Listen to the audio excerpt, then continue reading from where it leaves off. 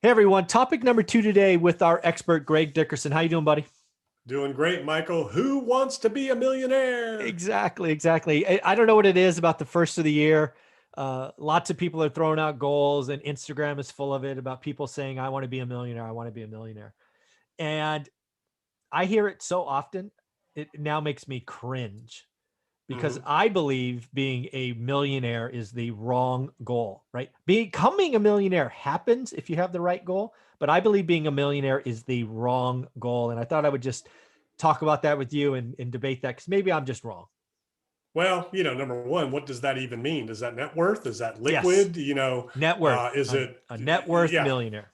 yeah. So that, that can mean, almost nothing in today's terms. And, you can do very little with it. Here's the thing to remember for everybody listening. Any fool can make a million. It takes a genius to keep it. So when you think Ah, about millionaire and you think about net worth, you can't spend always your net worth. You can't take your net worth to the grocery store. You can't take your net worth, well, you can take it to the car dealer because they'll give you zero interest for 72 and 96 months now. And pretty soon, probably 20 years, you can finance a car, yeah. they're getting so expensive. But net worth versus liquidity are two very different things. So, me personally, my goals have always been liquid, not net worth, Hmm. liquid. So, I knew that I wanted to get to a point from a liquidity standpoint to where I never had to do anything again, never had to worry about paying bills, all that kind of stuff. That was always my goal in business, from a financial standpoint, not net worth. Yeah. Again, folks, a lot of people say they want to be a millionaire. That equates to net worth. And what I really break it down to is um, balance sheet versus income statement. And again, Yeah. part of that's probably because my undergrad's in accounting, my master's in economics. I get it, right? Maybe my mindset goes that direction, but the balance sheet is probably the least important financial statement of all of them because it is the one that can be fudged, right? It, You can it make it can look however you want. pretty much, right? I mean, right. If you were to go home and do your balance sheet, you get to decide what your car is worth, what your tchotchkes at home is worth, what that picture is worth. I mean, if you really want to get nutty, right? You can assign values to things that are inflated. And I actually bring this up because I just read today that Prince, right, the singer who passed away, I think a couple of years ago now, Hmm. his estate, his trustees undervalued his estate by 50%, which obviously makes the IRS not happy.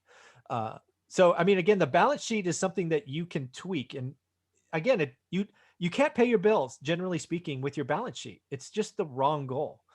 Yeah, And and it depends on, what you're doing with it. So, you can make it look however you want from your own mhm, viewpoint in terms of what you think, but then you have to submit it and you have to sign on it, validating and verifying it to financial institutions if you're going for a loan. So if you fudge it there, well, that's bank fraud and, yeah, those types of things. But here's the real thing. Okay. And we hit on it a little bit in the last segment. Markets are made by supply and demand. Anything is worth what somebody's willing to pay at any point in time. correct. So equity and net worth are only worth what somebody's willing to pay for that asset at that point in time. So, net worth is assets minus liabilities, right? Exactly. So that's why my goals in business and in life have always been, liquid. Okay. So when a company, you're talking about, gross revenues, expenses, bottom line net profit. Okay. That's the only thing that matters in a business. What's your net profit? That's what it's going to trade on a multiple of EBITDA. It's going to trade on, some businesses will trade on a multiple of sales if it's not profitable, if it's, one of those customer based, businesses in terms of building the network, and the customer base. But at the end of the day, it's all about liquidity. It's all about net worth. Balance sheet's great. It can go to nothing overnight. Hmm. Real estate, literally lately, can be affected overnight. If interest rates all of a sudden just shot up tomorrow, it's done. You've lost all your equity. And it happened to me, in 2008 and nine. I had, I don't know, 10 million plus or minus in equity and properties evaporated, literally evaporated overnight. Yeah. So, net worth really doesn't mean a whole lot. It's all about liquidity. Yeah, for me, yeah, liquidity is the word, and for me, what people have to focus on is the income statement, right? If you're new in these words, you don't know what they are, go look up a balance sheet, go look up an income statement. So for me, what I believe most people want when they're saying they want to be a millionaire is they want financial freedom, right? They want to Mm-hmm. be like you said, they want to have the ability to pay their bills without having to work or Right. those things. So people, you got to change the goal, because if you have a target that's wrong, you're going in the wrong direction. Yeah. For me, it is the income statement. And most importantly, it's, income, then you have taxes, everybody pays, it's your net income. Then there's a net income number minus your fixed monthly expenses, rent, mortgage, all of, car payments, healthcare, all of that. And then there's something I call freedom dollars, right? Those are the dollars that are left over after all of your monthly expenses. And that's the dollars you get to play with and invest. But where freedom comes from, and what people should target for, is whatever that monthly nut is, call it 3,000, call it 5,000. What you need to do is you need to build an income stream that replaces that nut. Because once you get there, you're free. I don't care if you have a $10,000 net worth or a $10 million net worth. If you can cover your monthly expenses via other ways, life is easy.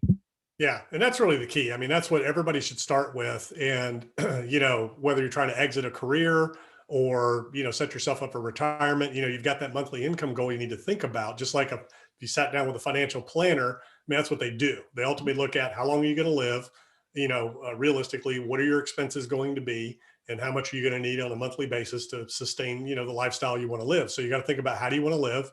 What kind of money does it take? You got to factor inflation into the equation and figure it out from there. So that's one way to do it, is to look at that. Okay, I need to replace that monthly income with assets that pay me. Forget equity, assets that pay me, or I need a liquid number. I need a goal. So if this is the number it takes to sustain me for the rest of my life, then boom, that's the number I'm shooting for. So those are the two ways to really. So let's play with that. Just for example, let's say you need $5,000 a month. How would someone go about calculating the minimum liquidity number they would need? Is it 5 times 100? Is there a formula you would use, or how big is, how do you know it's big enough, a liquidity goal? How would you do that? So, you reverse engineer, the same thing in terms of an investment portfolio. So you would have to say, okay, if it's 5,000 a month, you put it into, there's little financial models and Sure. spreadsheets that you can download where you plug that in. It'll add for inflation. It'll factor in taxes, add for inflation, and then it'll forecast it out over a number of years. And then you can say, boom, let's assume I'm just going to use it. I'm not making any money. Right. I'm just going to put this in the bank, 0 interest, whatever, because you want to assume you're not making any money on it. Yeah. It's just a number that you're going to, savings you're going to just reduce from. So that's kind of how it works. It's just kind of the 4 cash flow. Is that like forecasted. is that like the 4% rule? Right? Get to a big enough number where you can extract 4% of the value for the rest of your life. That kind of number. I've never heard about any rules, because Okay. it's just different, and it depends on how many years. So I think it's just okay.